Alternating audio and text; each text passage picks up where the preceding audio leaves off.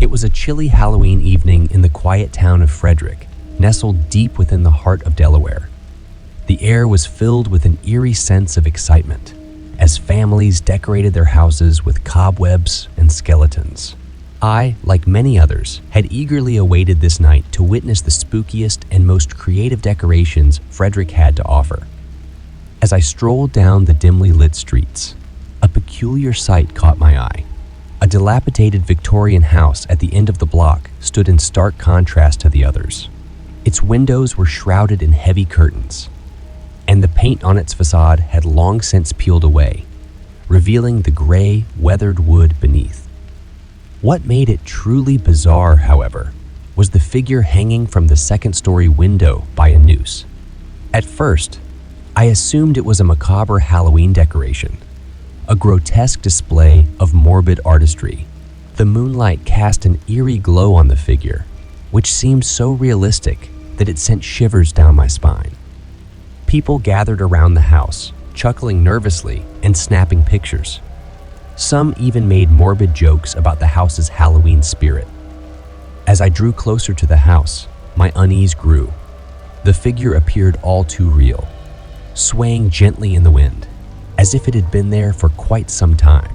The silhouette was unmistakably that of a woman, her hair hanging limply over her pallid face. Her lifeless form, dressed in tattered rags, seemed to have been left there in a state of eternal torment. I couldn't help but feel a growing sense of dread. I had heard stories of the house being haunted, but this was beyond anything I could have imagined. The morbid curiosity of the onlookers only added to the eerie atmosphere. They took selfies with the gruesome spectacle, making light of a tragedy they believed to be a Halloween prank. Time seemed to stretch on, and the crowd continued to grow. No one seemed to question the authenticity of the ghastly display. It was as though the townspeople had collectively suspended their disbelief, convincing themselves that this horrifying tableau was merely a product of elaborate Halloween decor. As the hours passed, my discomfort intensified. I couldn't shake the feeling that something was profoundly wrong. The woman's lifeless eyes seemed to follow me, accusingly, as if begging for help from beyond the grave. In a town where Halloween had always been a night of playful scares and laughter, this macabre scene had taken a sinister turn. Unable to bear the weight of my unease any longer, I decided to investigate further. I approached the house cautiously, ignoring the bizarre laughter and casual chatter of the crowd. With each step, the creaking of the wooden porch beneath my feet echoed in my ears, drowning out the distant sounds of trick-or-treaters. My trembling hand reached out to touch the woman's lifeless foot, and the truth hit me like a freight train. This was not a Halloween decoration. It was a real corpse. The woman had taken her own life, and her body now hung here in grotesque display, while the townspeople gawked and laughed, oblivious to the tragedy before them. I turned away, my stomach churning with a sickening mixture of horror and sorrow. I knew I had to call the authorities to put an end to this twisted Halloween night. As I dialed 911, I couldn't help but wonder how the line between reality and fantasy had blurred so profoundly, turning what should have been a night of harmless fun into a nightmarish ordeal that would haunt the town of Frederick for years to come.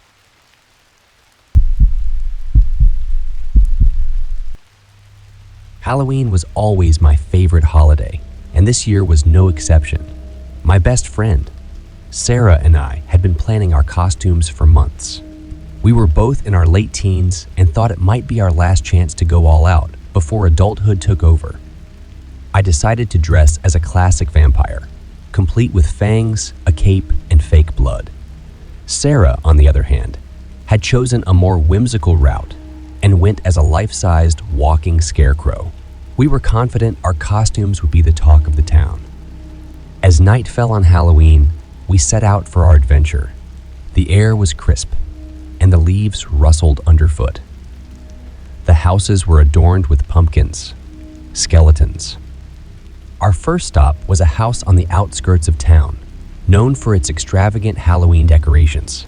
The yard was transformed into a graveyard, complete with tombstones and eerie fog that hung low. A man in a werewolf costume greeted us at the door and handed out candy with a growl. It was all in good fun, and we laughed as we continued on our way. The second house we visited was the polar opposite of the first. It was a small, run-down cottage, tucked away on a narrow, winding road. The yard was overgrown with weeds, and the windows were cracked.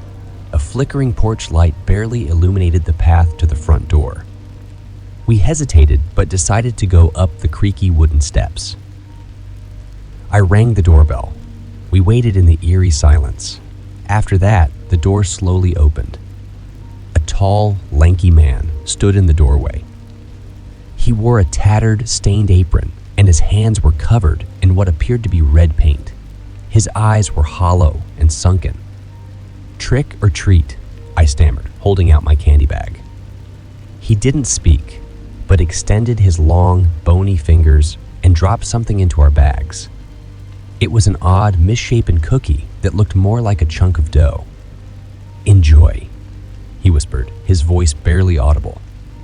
We quickly retreated from the doorstep, and as we made our way down the stairs, we heard the door slam shut behind us. The encounter left us both with an unsettling feeling, but we shrugged it off as a creepy Halloween moment and continued our quest for candy. As the night wore on, we encountered more strange characters. There was a woman dressed as a doll who moved in a jerky, mechanical manner and spoke in an eerie, monotone voice. Another house had a group of people in elaborate alien costumes who communicated with each other in a bizarre alien language. The most unnerving encounter, however, was yet to come. We arrived at a seemingly abandoned barn on the outskirts of town. It was dilapidated and covered in graffiti, with a flickering neon sign that read Madame Zara's House of Oddities. A group of people in eerie, circus-like costumes stood outside, beckoning us to enter. We cautiously stepped inside the dimly lit barn, which was filled with strange contraptions, bizarre artifacts, and oddities of all kinds. A man with a top hat and a twirling mustache introduced himself as Madame Zara and offered to read our fortunes. Sarah and I exchanged nervous glances, but decided to play along. Madame Zara led us to a table covered in tarot cards and crystal balls. She examined our palms, her fingers ice cold against our skin. Her predictions were cryptic and unsettling, leaving us both feeling uneasy. As we left the barn, we couldn't shake the feeling that something was off about Madame Zara and her group of oddities. We hurried back through the dark streets, past the eerie decorations and unsettling encounters, until we reached the safety of our own neighborhood. Once we were home, we emptied our bags of candy onto the living room floor and examined the strange, misshapen cookie from the mysterious man's house. It was unlike any cookie we had ever seen, with a peculiar, metallic smell. Curiosity got the better of us, and we broke it in half. Inside, we discovered a small, folded piece of paper. On it was a message that sent chills down our spines. "Welcome to the world of the peculiar, where every day is Halloween. You've now become part of our collection." The message was signed simply, Madame Zara. We never returned to that strange barn, and we never saw Madame Zara and her group of oddities again. Halloween may have come and gone, but the unsettling memory of that night would haunt us for years to come.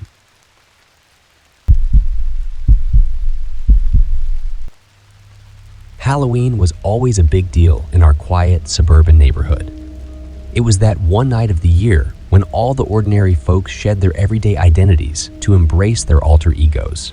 As a teenager, I was no exception, eagerly donning my costume and setting out with a group of friends to collect the coveted candy from our neighbors' houses. Dressed as a pirate, I joined my friends. We were a motley crew of high schoolers, all giddy with the prospect of a sugar-induced frenzy later in the evening. As we ventured from house to house, the chilly October air sent shivers down our spines, only adding to the eerie ambience of the night. We encountered our fair share of spooky decorations and creepy costumed adults who delighted in scaring us. It was all in good fun, and we reveled in the spine-tingling atmosphere. Our neighbor, Mr. Anderson, was particularly renowned for his generous Halloween candy handouts. It was an unspoken tradition that the local kids looked forward to every year. His house was our last stop of the evening, and as we made our way there, we were full of excitement. Just as we reached Mr. Anderson's doorstep, my phone buzzed. It was a call from my friend Mark. He lived a few blocks away, and apparently he had left his phone at home and needed me to bring it to him urgently. Feeling a sense of responsibility, I told my friends to go ahead without me, and that I would catch up with them at Mr. Anderson's house. As they disappeared into the darkness, I made my way back home to retrieve Mark's phone. I couldn't help but glance back toward Mr. Anderson's house, where the porch light illuminated the pumpkins and cobwebs decorating his front yard. When I arrived at Mark's house, he was grateful for my quick response and took his phone. I had planned to head back to my friends, but Mark invited me to stay for a while. His parents were out for the night, and he didn't want to be alone. Reluctantly, I agreed, and we settled into the living room to watch a horror movie marathon. Time seemed to fly by as we lost ourselves in the world of terrifying creatures and suspenseful chases. We forgot about Halloween, the candy, and my friends waiting at Mr. Anderson's house. It wasn't until we heard the distant wailing of sirens that we were jolted back to reality. The flashing lights of ambulances and police cars painted an unsettling scene on our otherwise peaceful street. We sprinted toward Mr. Anderson's house, where a small crowd had gathered. My friends were there, looking pale and shaken. They told me what had transpired. After Mr. Anderson had handed them their candy, they had noticed a young girl, no older than 9 or 10, standing alone a few feet away. She had been trick or treating as well and was devouring the candy she had just received from various houses. My friends, concerned for her safety, had approached her. But as they tried to talk to the girl, she suddenly clutched her chest, her eyes wide with terror. She collapsed to the ground, gasping for breath, and her small body convulsed with agony. My friends had immediately called 911, and the paramedics had arrived within minutes. It was a scene of chaos and despair as the paramedics tried desperately to save the young girl. But despite their efforts, she didn't make it. Medics determined she had suffered a heart attack and assumed it was triggered by the poisonous candy. As I stood there, listening to my friends recount the harrowing ordeal, a sense of profound sadness washed over me. Halloween, a night of joy and merriment, had turned into a tragedy that none of us could have foreseen. We watched as the girl's lifeless body was gently placed on a stretcher and carried away. In the days that followed, our neighborhood was left in shock and mourning. The tragedy served as a grim reminder of the importance of moderation, even on a night dedicated to indulgence. It was a Halloween that none of us would ever forget, a chilling reminder that sometimes the scariest things aren't ghosts or monsters, but the very real consequences of our actions.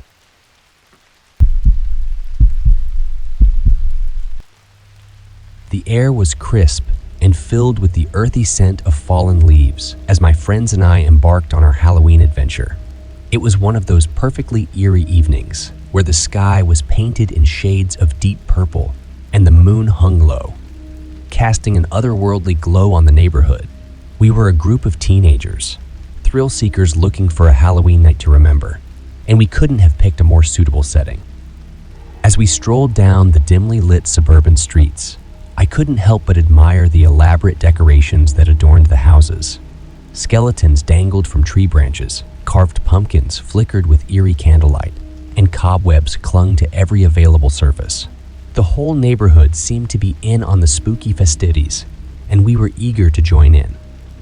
Our plan was simple: hit every house that had its porch light on and collect as much candy as we could carry. Yet, as we ventured deeper into the heart of the neighborhood, we began to notice something strange. The houses grew increasingly decrepit, their once tidy lawns now overgrown with weeds, and the paint on their siding chipped and faded. Maybe we've stumbled into the creepy part of town. One of my friends joked, trying to dispel the unease that had settled over our group like a dark cloud. But despite our bravado, There was an undeniable tension in the air. Approaching one particularly run-down house, we hesitated for a moment. The porch light flickered ominously, casting an eerie glow on the tattered curtains that hung in the windows. We exchanged nervous glances before deciding to go ahead. It was Halloween night after all, and a little spookiness was to be expected.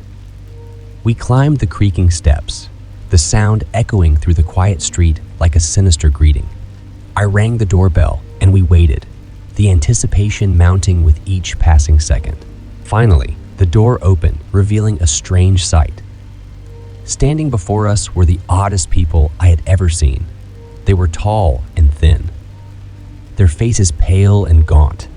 Their clothing was a bizarre mishmash of styles from various eras, as if they had raided a thrift store from different centuries. The strangest part, however, was the way they moved. Their motions were stiff and jerky, like marionettes being manipulated by invisible puppeteers. "Trick or treat," I stammered, extending our candy bags toward them. They didn't respond, instead just staring at us with vacant eyes. It was uncomfortable, to say the least.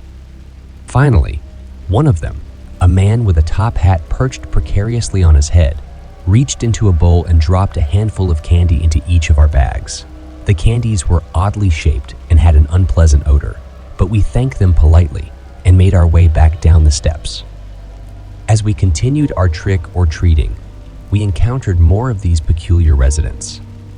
Each house we visited had a similar vibe, decaying, eerie, and inhabited by these unsettling figures who moved like life-size dolls. The more houses we visited, the more uneasy we became. It was as if we had stepped into a bizarre alternate reality. And the worst part was that none of them spoke. They simply handed out their strange candies with blank expressions. We decided to head back to the safety of the well-lit streets, where the decorations were less ominous. But as we retraced our steps, we couldn't shake the feeling that we had stumbled upon something deeply unsettling. Who were these strange people? What was their story? We would never know. That Halloween night, as we counted our candy and tried to laugh off the strange encounter, we couldn't help but wonder if we had crossed a threshold into a world that existed just beyond the realm of the ordinary. A world where the line between the living and the weird had blurred, leaving us with a sense of unease that would linger long after the last jack-o'-lantern had been extinguished.